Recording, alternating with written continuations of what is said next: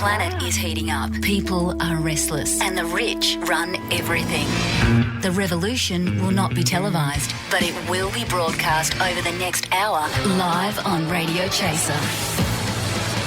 Oh, welcome to the show. Charles Firth is here, Andrew Hansen's here. My name is Dom Knight. Coming up, special chips that Charles is going to review for us. Special Christmas chips. That's going to be very exciting. The school captain scandal at Charles's kids' school. And you remember how Friday was Black Friday and there were lots of spam emails? Well, today, it's still going. It's called Cyber Monday. It's never going to end. You're kidding? I'm not kidding. Oh, my God. Wait, what's tomorrow? Sick of it Tuesday? Yeah, just please cancel my entire email account Wednesday. Yeah, coming up. But cricket over the weekend. Oh, yeah. Davey Warner. And extending into today, I mean, isn't it a thrilling test? I mean, are Australia going to win by an innings and 200 runs or an innings and 150 runs? We just don't know. I can't believe we enforced the follow-on. I think Davey Warner was keen to go for the 400 in the second innings. But I felt really sorry for the bowlers. Like, the Australian bowlers were clearly incredibly exhausted, and there was like, nah, we're following on. Oh, look, it's pretty crazy. But look, so much controversy. I just think if they'd batted again, Steve Smith might have actually gotten good again if they'd had a chance. Yes. What's happened to him? Steve? Well, I think clearly he's got to be dropped. Yeah. I mean, he got, 34 in this test. He got 7 in the last test. He's a joke. He's a joke. Get rid of him. I'll tell you who's not a joke, though. David Warner. He's done well, hasn't he? Is he not a joke? He's serious, right? 335 not out. That is serious runs, even if it's against the 7th best team in the world. Oh, come on. Pakistan isn't the 7th best team in the world. That's unfair slight against Afghanistan, Tom. Look, no, actually, Pakistan, I reckon Pakistan is actually a really good team, except for the batting and the bowling and the fielding. They are really good at cricket. They're very good at being Pakistan. Yeah, they're very good at doing the DRS. They're better than us at the DRS. Well, that's true.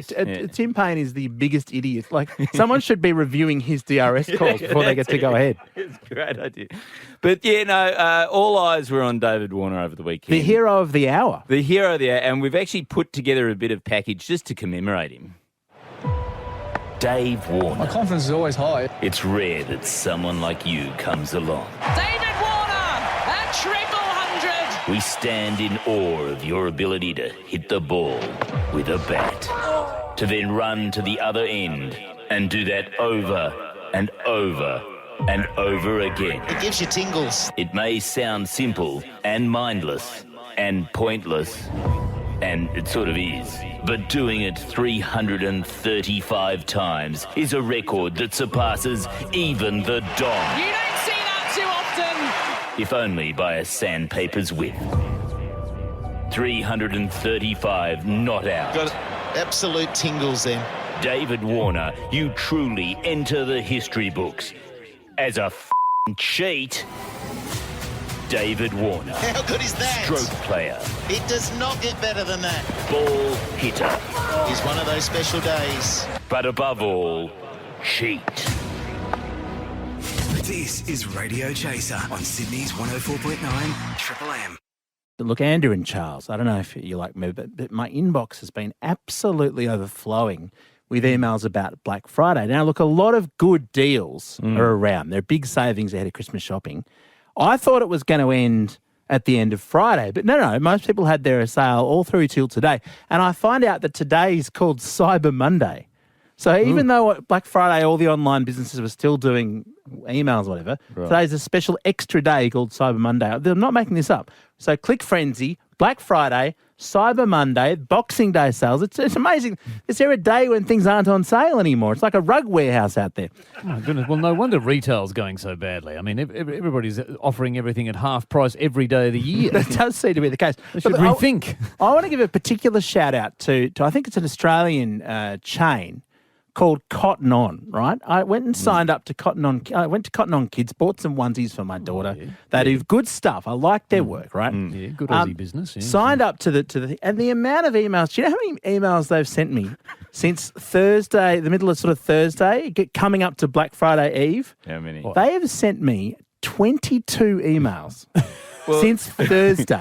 Dom, I hope you've replied personally to each of them. That's just a common courtesy. Like, I can't read them all out because we've only got, until 4 o'clock. But I'll give you some of the highlights. So the first one... Are they, tell us, are they all the same or are No, they different? they're all different. They're all different. Wow. Social media guys that's coming up with it. The first one goes, stop what you're doing, Black Friday, 30% off. I mean, I'm like, That's a okay. good start. That's a good That's start. good. Good. That's good. I like that. Then gifts sorted with Black Friday, 100% emoji twice. Black Friday binge, 30% off. OMG, I love it. The next one, 30% off everything, just in case I hadn't seen the Well, last they're two. not that different so far. No, I mean, then 30% off Marvel, Harry Potter and Star Wars. Okay. Oh, okay. Well, that's getting specific. I mean, this is kind of like a relationships building. Yeah. Then there's a Starting to get happy deep. girl in the next one with antlers, 30% off store wide. Then the next one, 26 days until Christmas, 30% off all gifts. And is this all on the first day? Or So we've hit Black Friday now. you're into Friday. It's Well, TGI BF. Thank God it's Black Friday. 30% off store wide. Then the next one says, trust your gut, not your bank account. 30% off. Is your quota destroyed by this time? I mean, this must be costing you a lot of money. Okay, so then Saturday comes, right? You think Black Friday was over. Yeah. The email on Saturday morning says, skip the gym. BF just got better. 100% Well, it's still emoji. going. It's still going even on the Saturday. On the Saturday, Yeah. Sparkle They- 30% better this Christmas. They clearly don't know you. Skip the gym. Like, Yeah, of course I- you're going to skip the gym. I was already there, my friends. Then cancel your plans. Black Friday continues. It's not even Sunday yet, guys. Only 3 hours left. But then guess what? The next day, 30 to 50% off store wide. Oh, my gosh. They're getting desperate. I mean, Dominic, this is kind of stalking behaviour. I think Cotton On really just wants you bad. Yeah, well, then it says that they start talking about pajamas. One of the ones today, Ooh. wait, what? All pajamas half They're price. getting racy. Well, Dommy, Yeah, I I mean, mean, you've got to to give beat you. them something. I mean, come on, they're trying very hard. Like, they are You're trying. playing so hard to get. No wonder they're obsessed with you. 22 emails. I tell you what, we've had Black Friday, we've had Cyber Monday. I'm going to go with Unsubscribe Tuesday. Triple M Radio Chaser. Nathan Lyon just bowled a ball and didn't get somebody out. So it's something very unusual there in the What's Pakistan going team. wrong in Adelaide, Yeah. Charles? The Pakistani team have actually scored a run without getting out. Someone's on 60. Sean's on 64. Yeah, this is crazy. This is crazy. We're not going to have to bat again, are we? No. Come on. Surely. Don't be an idiot. Yeah, they trail by 181. Okay, so you know how a couple of weeks ago I was talking about how my son wants to run for school captain. Yeah, admirable. Yeah, and I've been helping him out. We wrote a few attack ads to sort of knock off the competition. The last time Jamie from 5C was in charge, the microphone at assembly didn't work properly and Mr. Carpenter had to step in to fix it. Jamie claims it wasn't his fault, but these documents prove it was his job to check whether the button was on. A vote for Jamie is a vote for more Jamie chaos and dysfunction. Authorised by Hartley Firth for the friends of people who think Jamie smells. Pass it on, no returns. You could be the new Brian Loftname, Liberal Party Canberra. That's right, that's me. But yeah, so it's all been going very well. The school banned those negative ads though.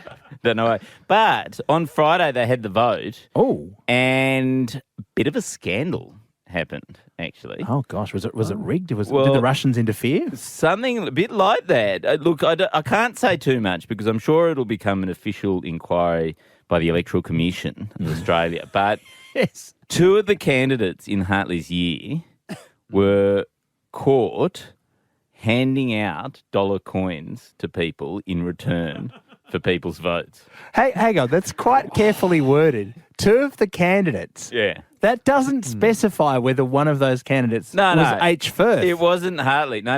All right. Hartley told me who they were. Was he But- giving $2 coins? But I thought, no, we play above the belt, Dom, except for the negative ads that we got banned. But no, look, we don't dob in our family. And Hartley, to his credit, I reckon, didn't dob to the teachers. The teachers actually don't know that this happened. Oh. But there was a whole lot of money being handed out. Well, I think they might know now. Yeah, this was a bit of a mistake mentioning it on the radio. Yeah. Hello to Charles's school. Yeah, anyway, what Hartley did, because we said, oh, that's terrible, Hartley, what did you do? And he said, well, I just told people to accept the money but still vote for me. So he was going around the school going, yeah, take that person's money but still just vote for me. Isn't that a genius way to solve the problem? With economic management like that, he should be school captain. Exactly. Well, actually, I think, with sort of behaviour like that, I think you should actually be in federal parliament. Triple M Radio Chaser. Now, look, Charles and Andrew, last week I got to appear on a very well-known radio program to plug my new book, The Australian Dictionary. It was Kennedy Malloy. They're great. Have you heard their show? It's amazing. Yeah, they're really good. It's on after hours. Rings a bell. Yeah, look, so that, very, very exciting. And it's out tomorrow. I couldn't be more stoked. But I got sent, because when you get a book published, they send you a bunch of copies for yourself to give to your friends. The Australian Dictionary. Right, okay. It's a dictionary of Australian. Anyway, available tomorrow from all good bookshops. But, so they sent me 12 books. I was very excited. I was going to give them to all my family for Christmas, because I got them for free. And it got nicked from out the front of my house. So either my book is in huge demand and a gang of criminals were just monitoring the house to grab it, or where I live is just full of thieves who grab any parcel. Well, I think it might be the local ice addicts, Dom. Yeah? Yeah, just at a guess. I think it might be the local Well, ice if you smoke my jokes, you'll get a wonderful natural high. Yeah, I'm is your sure. book very addictive, Dommy?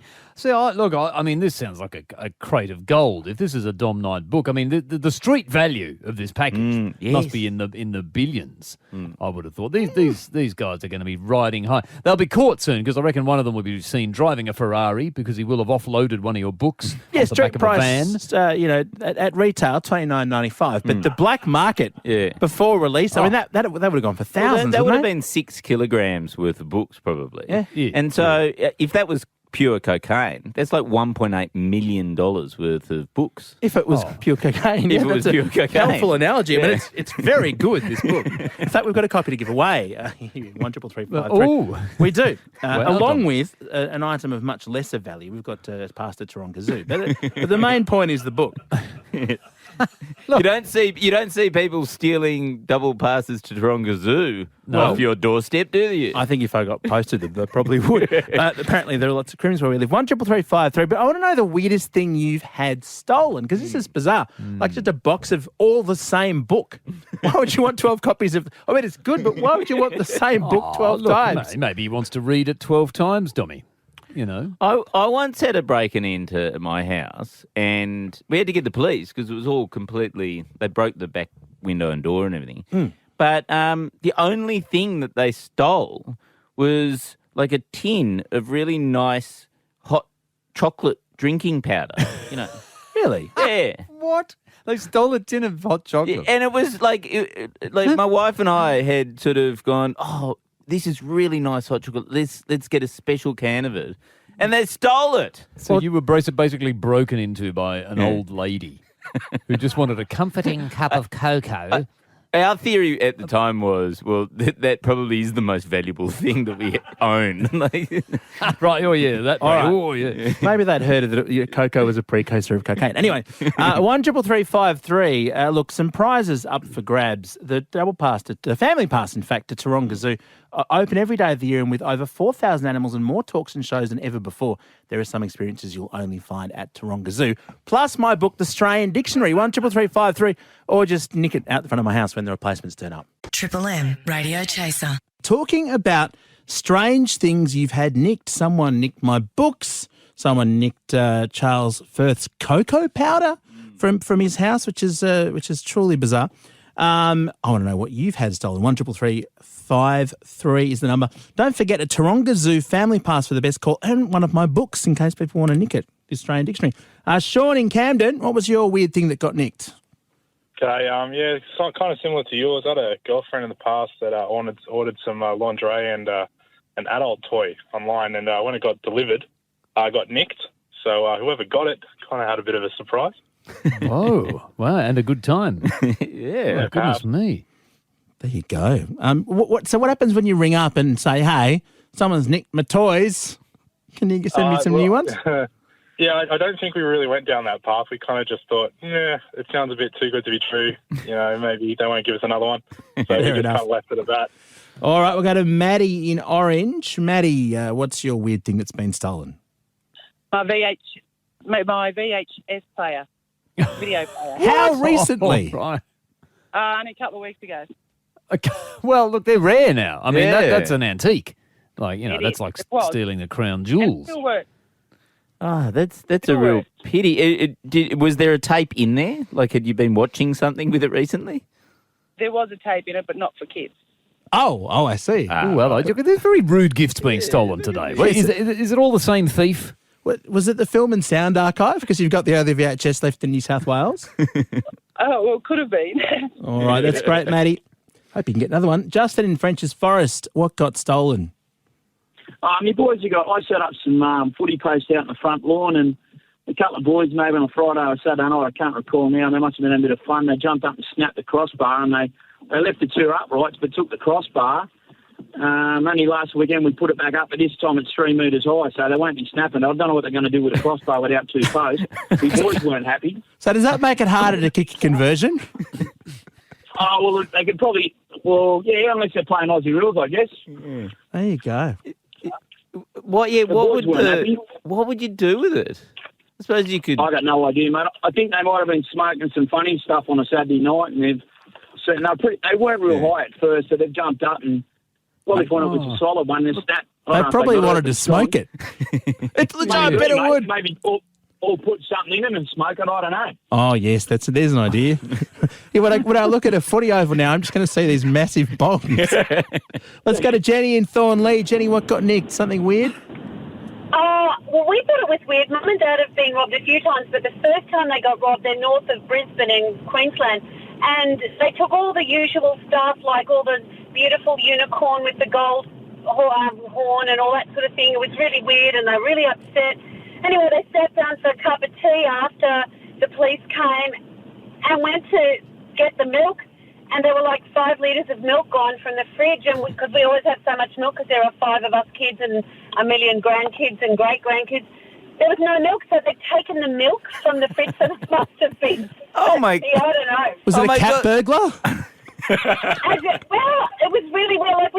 It was just weird, and I mean, Mum was so devastated, but she couldn't even have a cup of coffee after to calm down. That's right. Taking the bloody milk, and that would have been like $10 worth of milk. Like it was really because Mum. I mean, I've got 4 younger brothers, so there's always lots of milk in the fridge because they'll come home, come to visit, and 14 milkshakes later. Should buy a cow, Jenny, for the backyard. Hey, Charles, who do you think gets the Taronga Zoo Family Pass and my new book, The Australian Dictionary? Who's going to get it? Just by pure weirdness, it's got to be Jenny.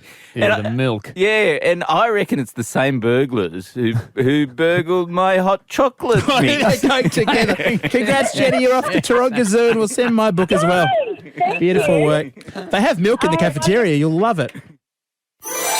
This Christmas, a new animated TV series your kids will love. Hello, my name is Murchie. My eyes are large and my heart is big, and I love you. As long as you buy me.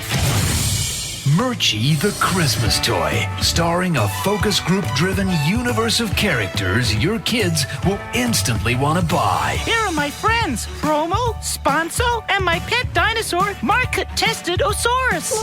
A series with no plot, no character development, but a level of cross-promotion you've never seen before. Hey, Promo, let's go for a ride in my new pink Murchie-mobile. Oh, it's awesome, Murchie. I want to buy one. Good idea, Promo. It's also available in costly blue, expensive red, and pester-powered green. Check them out on YouTube. Ho, ho, ho. Santa, can I have a Murchie-mobile? I'll tell you what. If your parents love you, you'll get one in your stocking, along with a Murchie-copter, a Murchie submarine, and a Murchie moon base. Whoa, goody. Now I just hope my parents love me. Murchie the Christmas Toy, a show about love, friends, but most of all, collecting the whole set. Radio Chaser on Sydney's Triple M. Now, Chaz is away today. Yes. And usually he does Baby Got Snack. Yeah, he goes to convenience stores and reviews the crappiest thing they've just brought in. But I have decided to take over his segment. I like big snacks and I cannot lie. You other eaters deny.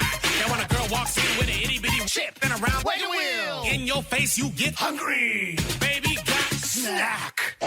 Now, the reason I've decided to take over this segment is because there is a product in this world that demands a review before Christmas time. It does. And if you're wondering why Charles is panting, it's because he forgot he was doing this, ran to his desk and ran back with the product. Charles, that's how dedicated you are to this segment. Chaz never did that.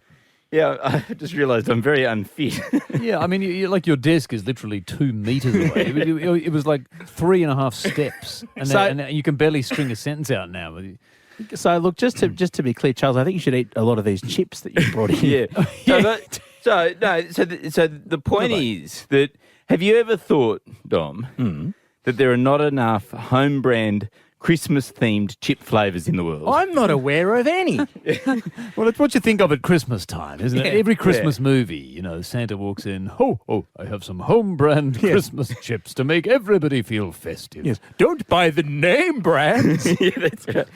So I think Coles has decided that it wants to muscle in on the chip flavour sort of market, and they've gone up market with these. These are $3 a pack for chips. So they're called the Roast Collection, and they are very odd sounding chips. So the first one, so there's 3 types. The first one is beef and mustard.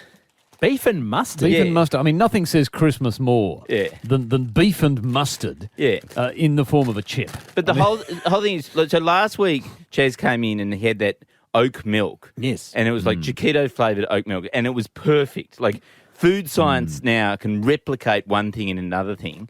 So, Dom, do you want to have a try of the beef and mustard and tell me, is that beef and mustard? Have the food scientists at Coles finally cracked that holy grail, beef and mustard? I mean, given that it's from Coles, yeah, it's good.